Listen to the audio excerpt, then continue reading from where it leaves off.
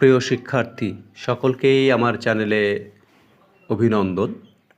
আবারও এনআইএসডিএলএড সম্পর্কিত একটি গুরুত্বপূর্ণ ভিডিও তোমাদের সামনে নিয়ে এসেছি। তোমরা অবশ্যই ভিডিওটি প্রথম থেকে শেষ পর্যন্ত দেখবে এবং তোমরা যারা আমার চ্যানেলে একদমই নতুন রয়েছো তারা অবশ্যই চ্যানেলটিকে সাবস্ক্রাইব করবে, কেননা এনআইএসডিএলএড সম্পর্কিত সমস্ত ধরনের তথ্য তোমরা এই চ্যানেলে পেয়ে যাবে। এছাড়াও প্রাইমারি সংক্রান্ত সমস্ত ধরনের প্রশ্ন উত্তর তোমরা আমার কাছ থেকে পেয়ে যাবে, তাই চ্যানেলটিকে অবশ্যই সাবস্ক্রাইব করে রাখো, অনেক সুবিধা তোমাদের হবে। তো যে বিষয়টা এনআইএসডিএলএড শিক্ষার্থীদের নিয়ে আজকে আলোচিত হচ্ছে বা হবে, তোমরা পড়ে নিশ্চয়ই বুঝে গেছো যে আজকে কোন কোন বিষয়গুলো রয়েছে। তো আমরা জানি যে এনআইএসডিএলএড শিক্ষার্থীদের প্রায় 5 মাস কেটে গেছে, এখন পর্যন্ত ভালো কিছু আসেনি এবং যে সমস্ত শিক্ষার্থীরা এনআইএস থেকে ডিএলএড করেছে তারাও বুঝতে পারছে যে না, এনআইএসডিএলএড শিক্ষার্থীদের ভালো কিছু আসেনি, ভালো কিছু আস্তে আস্তে স্থগিত হয়ে আছে, সমস্ত কিছু মনে হচ্ছে উলটপালট হয়ে আছে, ধোঁয়াশার মধ্যে দিয়ে সমস্ত কিছু বেরিয়ে যাচ্ছে। আমরা জানি যে 1 মাস আগে 3টে কেস আমাদের কাছে খুবই ইম্পর্ট্যান্ট ছিল। একটা হচ্ছে এলাহাবাদ হাইকোর্টের কেস, ওদিকে কৌশিকদার কেস, আর একটা হচ্ছে পাপ্পু স্যারের কেস। তো আমরা 3টে কেসের যে স্ট্যাটাস পেয়েছি, আমরা জানি যে এলাহাবাদ কেসে যে এনসিটি এবং এমএচআরডিকে কাছ থেকে যে রেসপন্স চাওয়া হয়েছিল তাতে করে তারা কিন্তু মেনেই নিয়েছিল, মানার পরে কিন্তু পরবর্তীতে কেসটা ডিসপোজ হয়ে যায়। তারপরে কৌশিকদার যে কেস ছিল আমাদের সুপ্রিম কোর্টে, সেই কেসটাও কিন্তু শেষ পর্যন্ত ডিসপোজ হয়ে যায় এবং এই কেসের যে চিফ জাস্টিস ছিলেন হেমা কোহলি, তিনি জানিয়েছিলেন যে না, তোমাদের যে আসার ধরন সেটা ভুল হয়েছে। তারপরে পাপ্পু স্যারের যে কেস আমরা জানি মার্চ মাসে, সেটাও উইথড্র হয়ে গেছে। মুকুল রাহতিগের আমাদের সিনিয়র অ্যাডভোকেট ছিলেন, তা সত্ত্বেও আমাদের কেসটা উইথড্র হয়ে গেছে। তো সর্বোপরি আমরা সমস্ত দিক যদি বিচার করি তাহলে দেখতে পাবো যে আমাদের ভালো কিছু এখন পর্যন্ত উঠে আসেনি।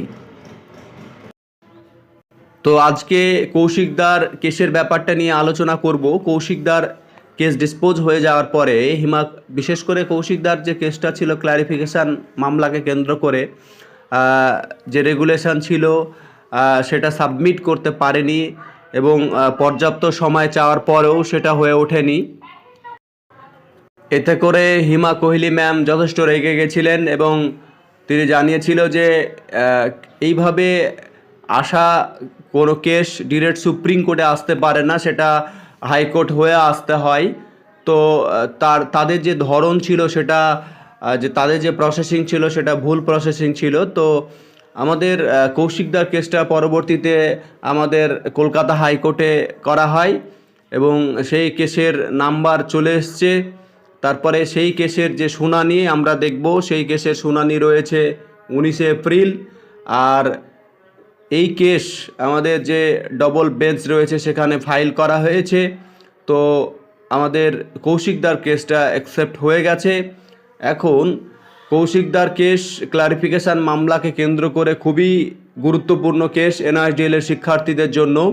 তো এখন দেখার বিষয় হচ্ছে যে 19শে এপ্রিল কৌশিকদার কেসের মধ্যে দিয়ে কী ধরনের আপডেট উঠে আসছে এবং কলকাতা হাইকোর্টে কেস ডিসমিস বা ডিসপোজ হয়ে যাচ্ছে কি না সেটা একটা ব্যাপার রয়েছে।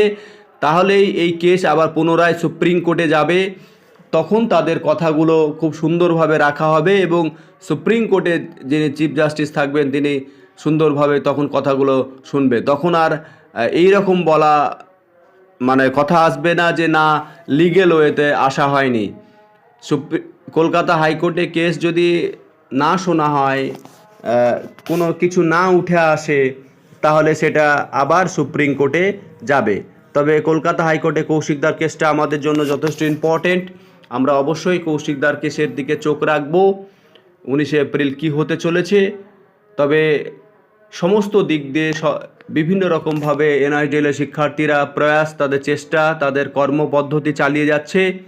আশা করছি যে এনআইডিএলের শিক্ষার্থীদের জন্য দেরিতে হলেও ভালো কিছু আসবে। ধৈর্যের বাঁধ হয়তো সবার ভাঙতে শুরু করেছে, তারপরেও বলি যে ধৈর্য না হারিয়ে তোমরা আস্থা রাখো। অবশ্যই দেরিতে হলেও ভালো কিছু আসবে, এটা তোমরা একটা সময় মিলিয়ে নিও।